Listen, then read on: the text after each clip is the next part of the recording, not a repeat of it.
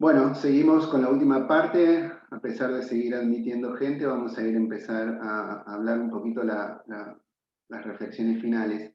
Hay algo que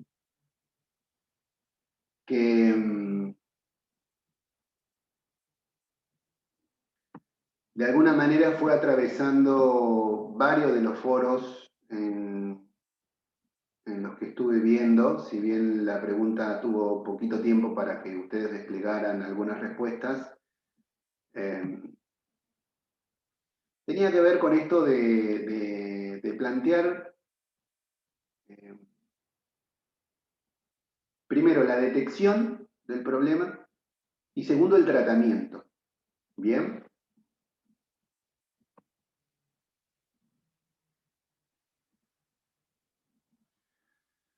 Bien, ¿alguno tiene alguna duda en relación a eso, a la detección y al tratamiento? ¿Alguno le queda algo como con pregunta, alguna sugerencia, alguna aclaración, alguna profundización en relación a este tema que ustedes quisieran trabajar?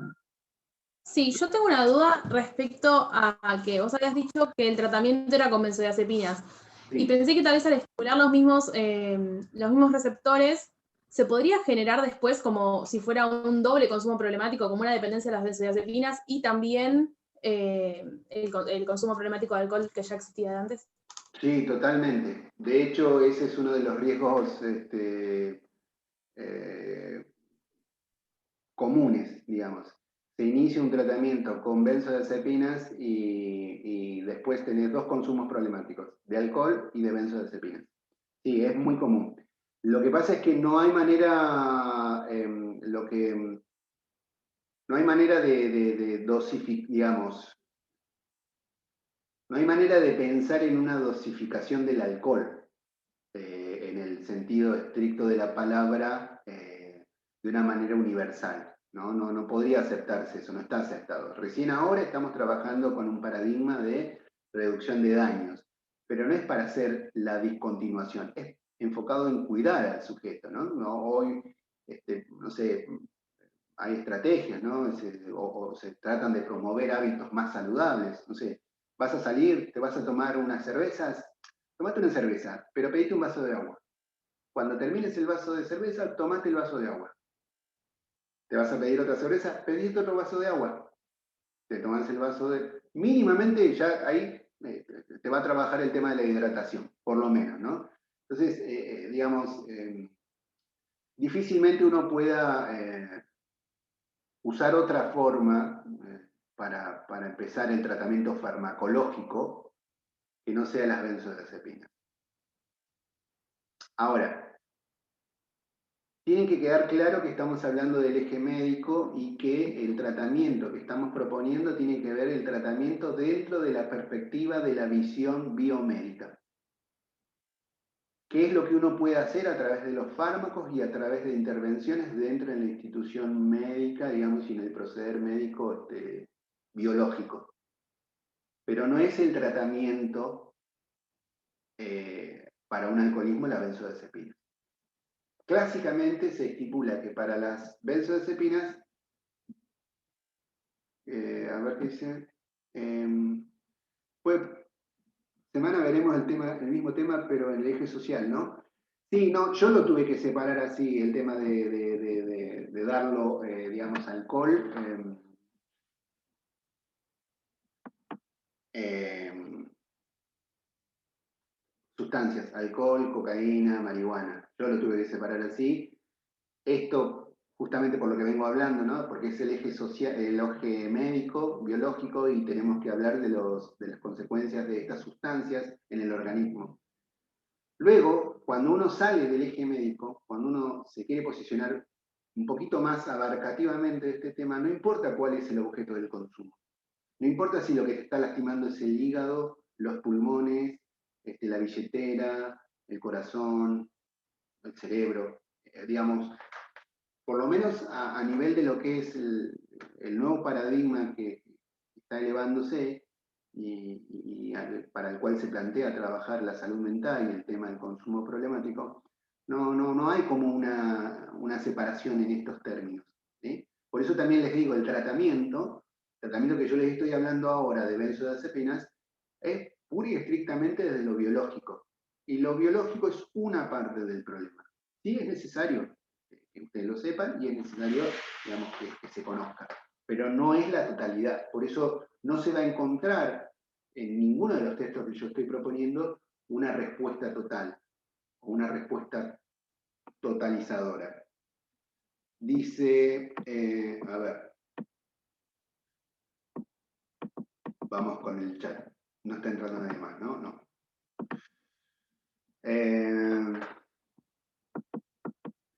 Puede pasar que durante el tratamiento el paciente tenga recaídas y deje la medicación y vuelva a consumir alcohol. Puede pasar de todo. Puede pasar de todo.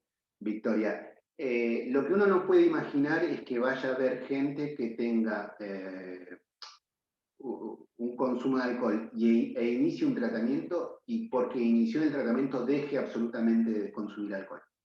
Eso es como fantasioso, ¿no? En el sentido de que es un deseo y que uno se imagina y que uno trabaja para eso, pero difícilmente vaya a ocurrir. En ninguno de los consumos problemáticos, incluido el alcohol, uno tiene la expectativa de que el sujeto no consuma más alcohol. Sabe que, digamos, nadie es como, sale del peor de sus momentos a estar sumamente bien enseguida. El tratamiento tiene que discurrir por algunos lugares donde se planteen algunas recaídas.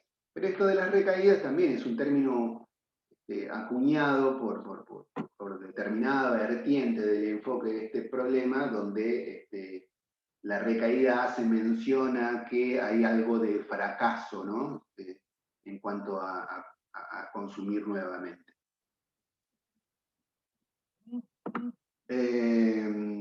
¿El psiquiatra actúa de qué manera más allá del biomédico? Bueno, el psiquiatra, ustedes tienen que, digamos, imaginar que parte de la comprensión tiene que ver con estas otras situaciones. Primero, si uno se posiciona desde un punto de vista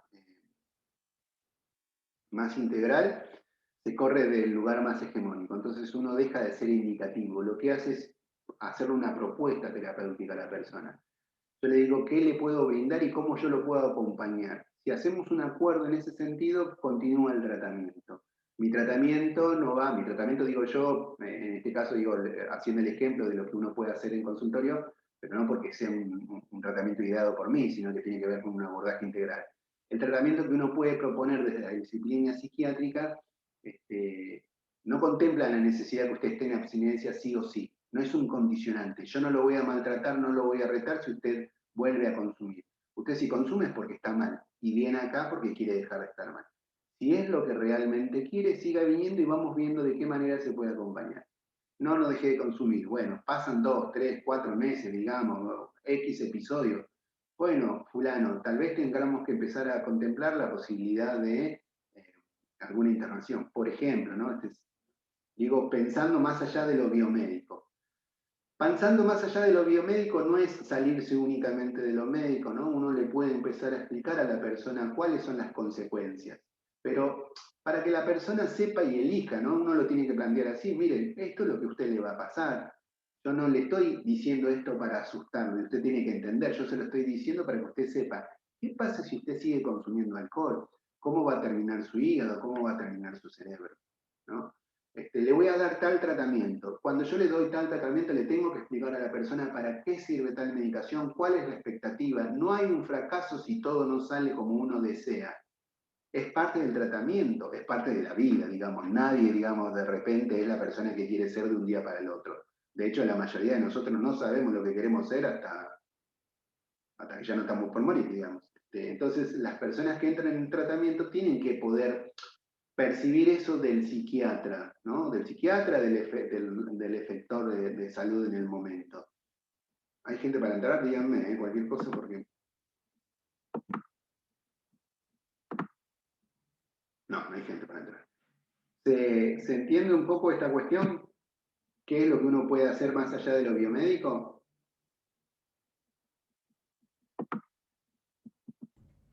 Sí. Bien. Pero por ahí, más con la presencia de usted y de la profe Valeria, también, digamos, porque como que se habla del abordaje farmacológico terapéutico, pero también, digamos, la terapia psicológica es un tratamiento, digamos, por eso se dice que es una terapéutica.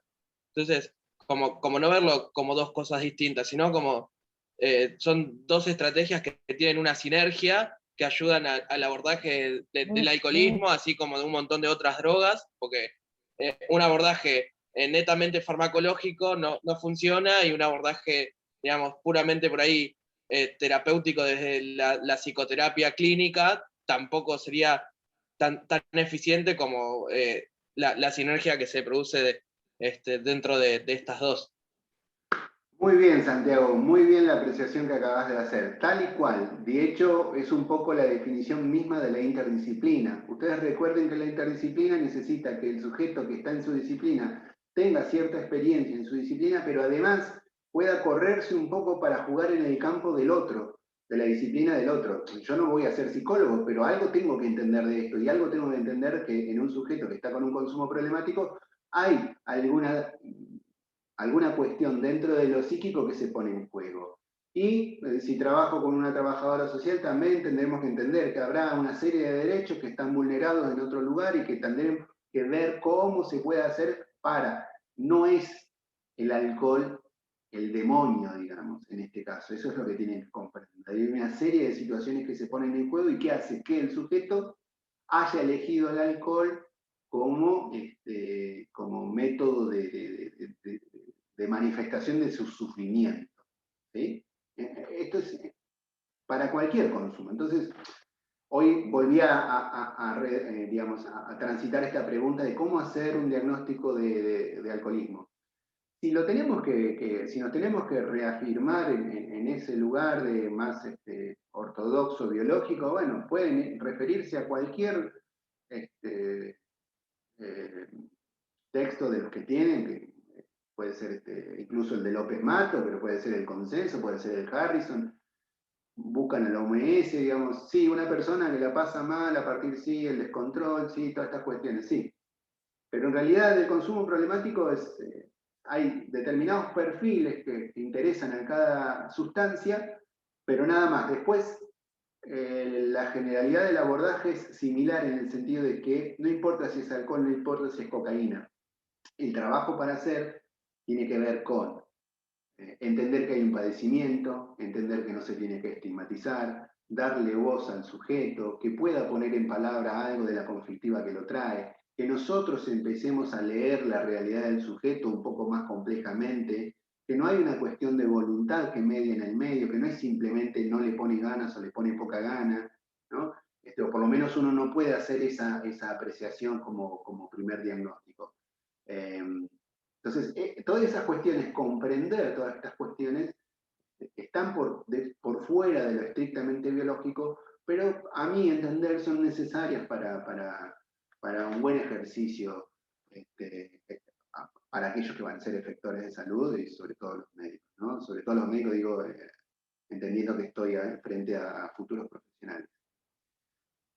Farmacológico con salud mental, sí. Profe, una consulta. Sí. Cuando va a la consulta una persona con uso problemático de alcohol, Sí. ¿por lo general va por su cuenta o va acompañado de algún familiar, alguien que lo lleva? En el menor de los casos viene solo o sola. En el menor de los casos vienen solo. La mayoría de las veces vienen acompañados, vienen un poco empujados por el sistema judicial o por la esposa o por los hijos o por los compañeros de trabajo o incluso por el mismo psicólogo, por lo menos en la parte de psiquiatría, ¿no? En la parte médica.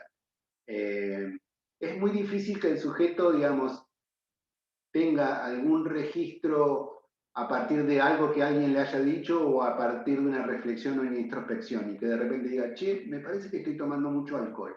Es muy difícil. He escuchado casos, ¿no? De gente que viene y me dice, mirá, no sé, me pasa esto, estoy tomando mucho alcohol y la otra vez me dijeron algo que me quedó picando y al final me di cuenta que sí, quise dejar de tomar y no puedo parar de tomar. Y por ahí es un tipo que toma 3 litros de cerveza y no hace otra cosa que eso, duerme mal, le trae complicaciones en el organismo como lo estamos viendo, pero no es un consumo severo. Pero el sujeto ya se siente mal y evidentemente ya siente como un problema. Recuerden que el alcohol tiene dentro de sus efectos un efecto ansiolítico. Entonces también juega en la trampa, digamos, de la conflictiva de los sujetos, ¿no? La gente que está estresada y toma alcohol para desestresar. De hecho, hay padecimientos digamos, alucinaciones que disminuyen con el alcohol. Uno ha escuchado gente que alucina y lo han tratado como alcohólico durante años, y en realidad la persona lo que hacía era medicarse con el alcohol para no tener que escuchar las voces, digamos. Bueno, pero volviendo a la pregunta de base, no, difícilmente vengan solos. Bueno, somos bichos de sociedad y tenemos gente que a veces nos ayuda o nos marca cosas o nos pone un límite, ¿no? O instituciones que a veces nos ponen un límite. A veces viene la gente porque lo manda la policía, digamos, porque lo manda el juzgado, ¿no? Lo agarraron en cana manejando con 2 gramos de alcohol en sangre, y bueno, y el juez dijo, vaya a hacer un tratamiento. Bueno, y a veces bien. Y a veces se puede trabajar con algo de eso, y a veces no. Porque si te manda alguien más, lo necesario es que el sujeto entienda que tiene un problema.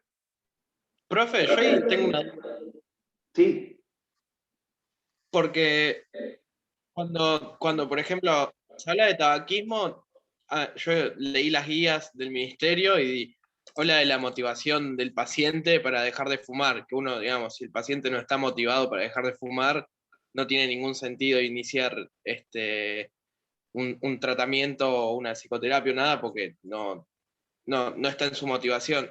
Pero en el alcohol nunca escuché, digamos, esto de la motivación, digamos, concientizarlo como un problema, de querer, eso está, digamos, es similar, o sea, uno necesita la motivación del paciente para... totalmente. Me parece que es similar y por ahí el enfoque distinto que se ha tenido tiene que ver con las industrias que han producido, con los intereses un poquito por detrás y con la representación social que esos intereses han producido a partir de, ¿no? Recuerden que bueno, ustedes no sé si van a recordar, malditos jóvenes, pero antes había propaganda de cigarrillos en todos lados, ¿no? Marlboro, Camel, era propaganda donde era el ídolo, aparecía el más grosso de los grosos, aparecía con un jeep y con una mano enlazaba vacas, el vaquero rubio de ojos claros y con el otro fumaba, ¿viste? Había propagandas de cigarrillos por todos lados. Eso, digamos, cambió por presión social, pero no se ha revertido totalmente, no es lo mismo, digamos, la representación social y el enfoque social y hasta como uno diría académico, científico, ¿no? Porque si vos ves a alguien que está en la esquina, a todos nos pasa esto, ¿eh? No estoy queriendo decir que yo estoy por fuera de esto. Si yo veo a alguien en la esquina que está con una botella de cerveza empinándola así, capaz que mi acto reflejo sea determinada sensación de aversión o ¿qué onda? Si yo veo a alguien parado en la esquina con un cigarrillo, no voy a decir absolutamente nada. Probablemente ni siquiera entre dentro del registro de mi cotidianidad. Entonces, hay algo que se pone en juego con respecto a la representación social, y las representaciones sociales siempre están sesgadas por determinadas tracciones por detrás. Pero Sí, volviendo a y la yo pregunta de creo, base, digamos, la motivación sí es importante, y uno no diría, digamos, simplemente que no tiene sentido por no tener sentido, sino que muchas veces no hay que gastar el cartucho, porque a veces se frustra el paciente si uno quiere ya llevarlo a que deje de consumir lo que sea que está consumiendo. Si no es el tiempo, si uno no está seguro, si el sujeto no lo pensó lo suficiente, si no está motivado, y cuando uno dice motivado, digamos, en el campo del paradigma que estamos jugando nosotros, sería más bien que haya problematizado por qué quiere dejar de. Y aún así es difícil, pero digo, sí, uno pensaría que para cualquier tipo de consumo, esto de la motivación, que también es una palabra acuñada por otras por otras vertientes, nosotros lo trasladaríamos a la cuestión de problematización y del deseo subjetivo del sujeto de producir un cambio. Si no sé quién Sí, va a y yo hablar. le sumaría a eso, porque cuando hablamos de motivación, hablamos de la posibilidad de adherencia cuando lo miramos desde el lado, digamos, sanitario, y de éxito en el tratamiento, pero también es una perspectiva ética, ¿no? Entender al sujeto que padece como un sujeto de derechos también. Y que si no quiere hacer tratamiento, porque algo ahí ya está jugado en él, bueno, habrá que ver cómo abordamos y cómo reducimos los daños que este consumo provoca y promueve, y ver si en ese tránsito logramos una mejor calidad de vida, respetando a la persona en su derecho, ¿no? Es complejo, pero es una posición ética también, porque si no, volvemos a un posicionamiento paternalista, ¿no? Que nos coloca en un lugar donde nosotros sabemos el bien de la persona.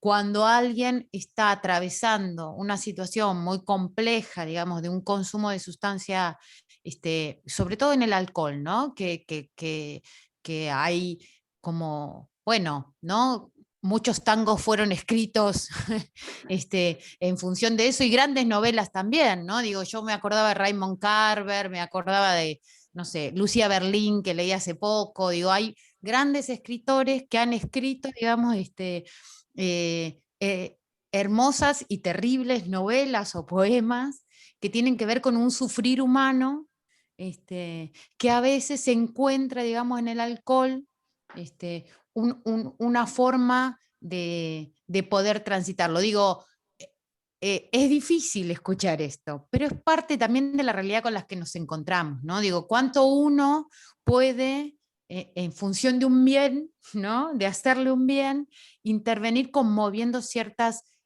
cuestiones y fragilidades de las personas, ¿no? Me acordaba también de una película, Adiós a Las Vegas, que es vieja, yo la vi cuando se estrenó, pero que algo de esto habla, ¿no?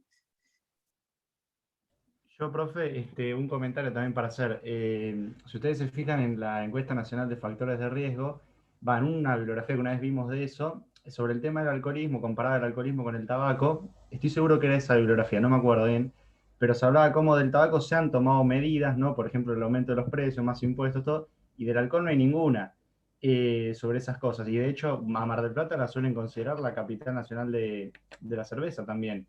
Entonces, es como que también juega por un lado que es un negocio el alcohol y es mucho más social incluso que un cigarrillo, ¿no? Por más que el cigarrillo produce cáncer, todo eso, el hecho de la cerveza, o sea, hay algo también de eso. Y sobre también lo que dice la profe, de eso de respetar, digamos, existen lugares, yo vi en una serie, por ejemplo, que en Estados Unidos, New Amsterdam se llama, está re buena. Lo que hacían no con el alcohol, pero con otras drogas que tomaban, era para que la persona que estaba en situación de calle, en vez de seguirse inyectando en lugares que por ahí no eran inseguros, había como lugares que estaban organizados por médicos o enfermeros, donde ellos los inyectaban con la droga y por lo menos con eso evitaban que por ahí se contagien VIH o alguna enfermedad por ahí parenteral, ¿no? De sangre, sexual, lo que sea.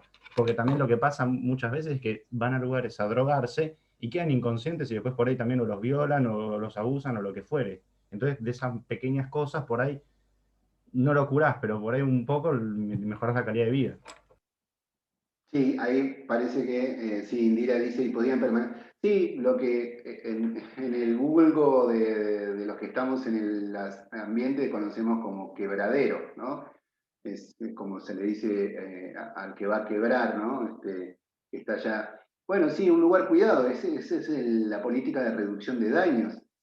Si usted tiene el derecho a lastimarse, si usted quiere, y yo lo entiendo que usted en realidad está sufriendo, y no tengo por qué aplicar un juicio moral sobre usted, bueno, trataré de que dentro de ese sufrimiento que usted está transitando, algunos daños sean menores, ¿no? Es un poco, ¿sí? Profe, por ahí para sumar un dato de color, digamos, hay un comunicador social, digamos, que no debe no estudió comunicación social. Es un youtuber, más sencillo. que es Damián Cook, que digamos es bastante conocido, pues explotó durante la pandemia, hace 2 semanas sacó digamos, hace como infografías sobre el consumo de drogas y cómo fueron evolucionando y demás, y comenta que esto de la política de reducción de daños de riesgo, por ejemplo, en Portugal se llevó a cabo y consiguieron resultados bastante favorables, digamos, en la disminución de ciertas enfermedades de transmisión sexual, en algunas hepatitis que se contagian por vía parenteral y demás, y, digamos, está bueno, el que lo quiere buscar, digamos, pone Damián Cook drogas y aparece el video ahí para verlo, dura 20 minutos, pero vale la pena. En realidad, 20 minutos no es tanto, pero en este tiempo que tenemos hoy en día, vale. Tendrías que estar estudiando, Santiago. No, está bien, es muy necesario. Y además, también son otras maneras de aprender, ¿no? Mirá, vos, un youtuber que no es un comunicador social, pero que tiene la posibilidad de transmitir de alguna manera algo de esto de una política de reducción de daño. Yo te digo, en el momento que a mí sin conocer mucho esto, en el momento que yo tomé noción de este tipo de paradigmas y de políticas, lo mínimo que pude pensar fue, bueno, si seguimos como veníamos, la verdad que no, no estaríamos tan bien. Entonces, no estaría mal ver qué efectos hay en esto de la reducción de daño. Por un lado, y segundo, que esto va, digamos, afirmado en estas cuestiones y en estas perspectivas que se están teniendo actualmente, donde uno empieza a tener que pensar que nada, la salida es comunitaria, la respuesta a todos los problemas que estamos teniendo tiene que venir por otra vertiente, y los derechos tendrán que ser respetados de otra manera. Tenemos que poner énfasis en esas cuestiones porque evidentemente todas las políticas que venían antes o muchas de las políticas y muchos de los enfoques, epocalmente, por supuesto, digamos, y con la mejor de las intenciones en algunos casos y en otros no tanto, no han funcionado o eran la respuesta que se podía dar en ese momento. Por supuesto, estos dispositivos de reducción de daños, estos quebraderos, en otros lugares como en Holanda, bueno, hay distintos dispositivos, ¿no? En Holanda lo que hacían era distribuir las jeringas para que no tengan que inyectarse con una sola todos o usar jeringas que encontraban por ahí. Entonces distribuían jeringas para que pudieran inyectarse heroína, en fin. En el 2019 estuvimos con unos psiquiatras suecos que tienen allá estos espacios para los consumidores de heroína, ¿no? Que entonces pueden garantizar que la sustancia no esté adulterada, se les administra en un lugar cuidado, cuidan esto de no compartir jeringas y pueden estar ahí, no tienen que estar en la calle, ¿no? Y a veces metes ficha, ¿no? Le vas planteando la posibilidad che, podríamos hacer un cambio, ¿no? Podríamos ver qué pasa, qué te estará pasando. En Brasil yo tengo entendido, porque a un congreso que fuimos estuvimos con gente que estaban haciendo pruebas piloto de estos quebraderos. En Brasil, esa no lo sabía. Sí, sí, claro, es un acercamiento también, y también brinda confianza. Por supuesto, y es un cuidado, ¿no? Si uno se sale de esta posición paternalista que muchas veces menciona Valeria, que es tan fácil de caer, donde uno es tutelar, donde uno sabe lo que al otro le pasa, donde uno entiende todo lo que al otro le pasa y donde corremos riesgo de caer en una hegemonía pura y dura. Bueno, estos métodos son valederos, ¿no? Y yo creo que necesarios, ¿no? Pero bueno, esto no es fácil para la gente, para la sociedad, para una sociedad que está fogoneada con otras cuestiones, con esto de que el tiempo es oro, con la prisa, con lo descartable, con el éxito versus fracaso, con la meritocracia, digamos, para una sociedad que está bombardeada en ese sentido, que el capitalismo hace que seamos productivos o no seamos nada, no es fácil tolerar estas iniciativas y estas políticas. Pero por algún lado se tiene que empezar o por algún lado se tiene que trabajar. Y nosotros en nuestro trabajo, incluso en estas charlas, y ustedes escuchando, un poco en eso también colaboramos. Bien. ¿Alguna otra pregunta? Valeria, ¿alguna reflexión final? Bueno, creo que es interesante todo lo que fueron comentando ahora, hay mucho interés y lo vamos a seguir pensando y complejizando, es un poco la propuesta que tenemos desde aquí. Me quedo igual con un montón de cosas para comentar y seguir pensando en referencia al alcoholismo, pero que, bueno, iremos desplegando en los próximos encuentros. Que como dijo León, bueno, el alcohol es una sustancia, pero la sustancia por sí sola no nos da la pista de qué le pasa a ese sujeto. Lo tenemos que pensar al sujeto, en su situación, en su biografía personal y en el contexto social en el que se encuentra, ¿no? Bueno, estimados de la Comisión 3, mi comisión preferida, les dejo y les agradezco. Los decís a todos. Les agradecemos la participación, como siempre, en los comentarios y nos veremos seguramente el miércoles que viene con estos temas que plantea los textos que va a traer Valeria y hablaremos, creo que ahí va a ser un poco más de ida y vuelta, ¿no? Que en esto que fue un poquito más unidireccional. Cuídense, como siempre, cuídense, descansen y disculpen que se hizo largo. Hasta luego. Sí. Chao, gracias. Una pregunta. Sí. ¿Quién habla? Nati. Nati, diga Nati. Claro, los que estamos en Comisión 2, ¿vos Sí. nos pasás ahora para habilitarnos en el campus? Sí, yo necesito, en particular a vos, Natalí, Abril, creo que era una chica. sí, Abril, y ya me voy a acordar porque los tengo grabados. A los otros chicos sí, para hacer el pase definitivo necesito la aprobación de académicas, a ver qué me dicen de ahí. Perfecto. Pero sí, te paso en principio a vos y a Abril. Listo, muchas gracias. Hasta luego. Adiós. Profe. Chao, profe. Chau, Chao, chau. profe, buenas clases.